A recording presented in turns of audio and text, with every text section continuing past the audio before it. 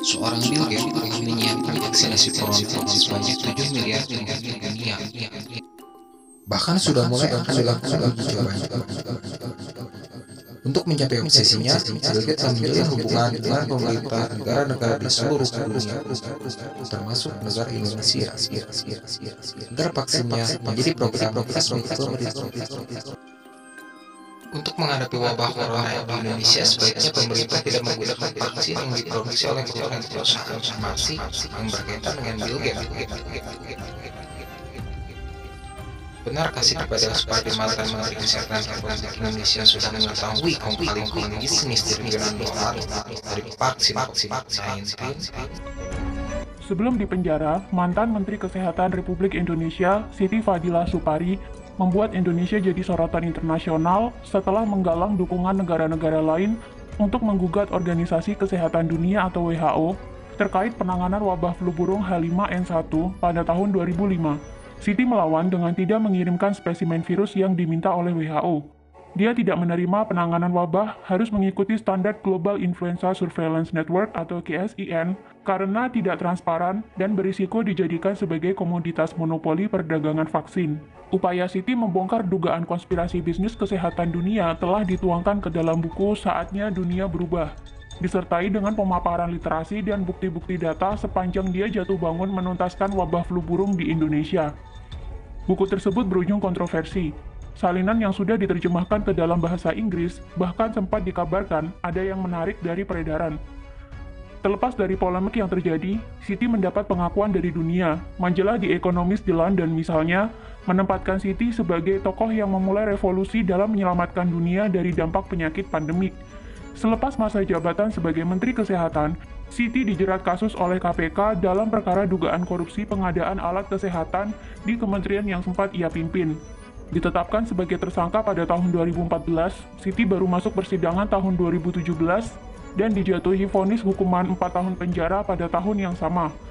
Belakangan, publik menggulirkan petisi agar Presiden Joko Widodo segera membebaskan Siti Fadilah karena sosoknya dibutuhkan negara dalam menghadapi wabah virus corona atau COVID-19 yang telah melumpuhkan dunia. Kejanggalan sempat terjadi dalam upaya penggalangan petisi tersebut.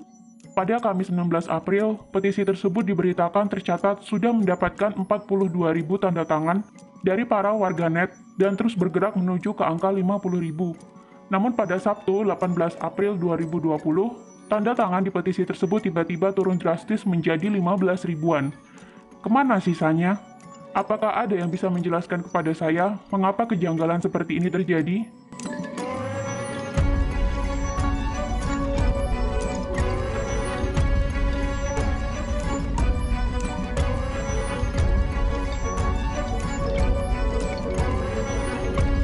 Siti, yang kini masih mendekam di rutan Pondok Bambu, mewanti-wanti pemerintah agar tidak terbelenggu dengan tekanan dunia dalam menghadapi pandemi COVID-19. Dia berharap pemerintah bisa lebih tangguh serta mandiri dalam menuntaskan wabah corona, dan dia pun yakin negara bisa menghadapinya. Berikut ini adalah petikan wawancara Siti Fadilah Supari yang dilakukan melalui korespondensi wartawan dan Siti.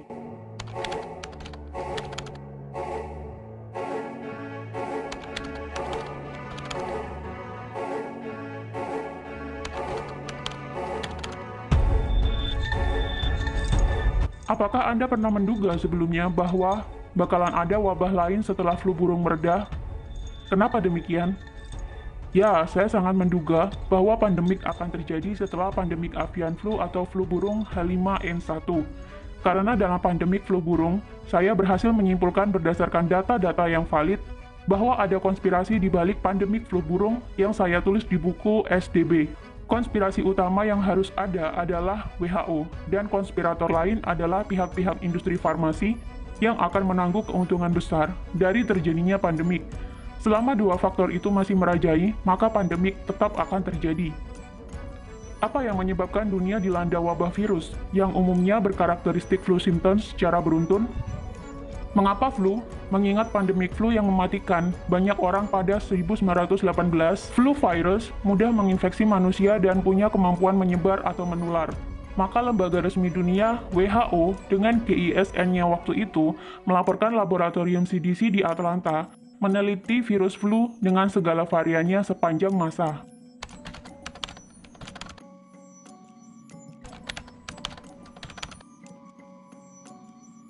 Mengapa pandemi saat ini tak terkendali dan berujung pada penyebaran masif hingga melumpuhkan dunia?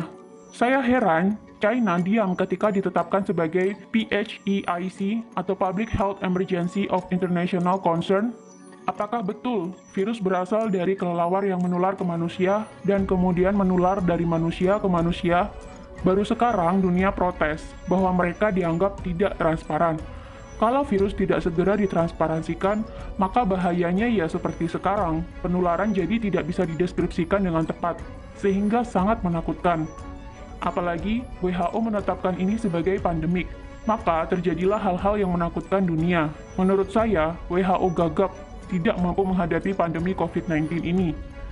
Bagaimana Anda melihat ilmuwan di penjuru dunia kini berlomba mencari vaksin COVID-19, termasuk di antaranya ada Bill Gates yang mengucurkan dana besar untuk memodali riset vaksin? Vaksin belum diperlukan pada fase ini. Fase sekarang, virusnya masih berubah-ubah dan tidak akan bisa ditaklukkan dengan vaksin. Dunia tidak butuh vaksin saat ini, ya kecuali Bill Gates yang sangat concern terhadap vaksin. Bahkan sejak pertemuan di Davos tahun 2017, dia sudah menghimbau negara kaya untuk menyiapkan vaksin bila ada pandemik. Dan sekarang, Bill Gates diberitakan sudah mulai menguji coba ke beberapa orang di suatu negara tertentu. Bill Gates juga diberitakan mengatakan untuk membuat vaksin paling cepat adalah 18 bulan. Saya tidak mencurigai Bill Gates, tapi saya mempertanyakan Bill Gates pakai seed virus yang mana untuk membuat vaksin yang akan diuji coba itu. Padahal kata Bill Gates, membuat vaksin itu membutuhkan waktu setidaknya 18 bulan, tapi sudah diberitakan Bill Gates mulai uji coba vaksin ke beberapa orang. Kepada siapa Indonesia harus berpegang jika kelak dunia mengumumkan vaksin? Vaksin itu dibuat dari virus yang dilemahkan. Kalau virus yang dilemahkan itu berasal dari Cina misalnya, maka tidak akan cocok kalau dipakai di Indonesia. Karena vaksin akan memicu timbulnya antibodi yang sesuai dengan antigen dari virus yang dilemahkan. Jadi dalam kasus ini, kita akan kebal terhadap virus Cina.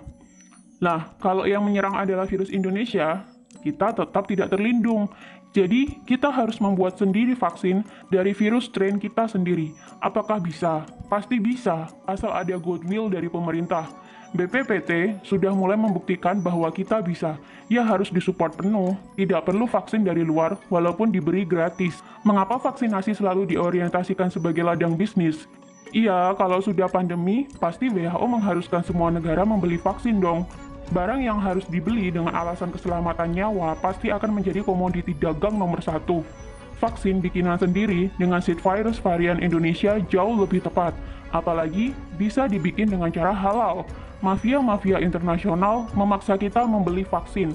Dari mana seed virusnya kita tidak tahu, dengan dasar anjuran dari WHO. Kalau kita tidak punya uang, World Bank siap memberi hutang, tidak peduli hutang kita semakin bertambah. Bagaimana Anda melihat peran WHO di balik penanganan pandemi COVID-19 ini? Sudah saya katakan, WHO gagap tidak mengerti esensinya pandemik. Banyak hal yang dilakukannya menjadi blunder.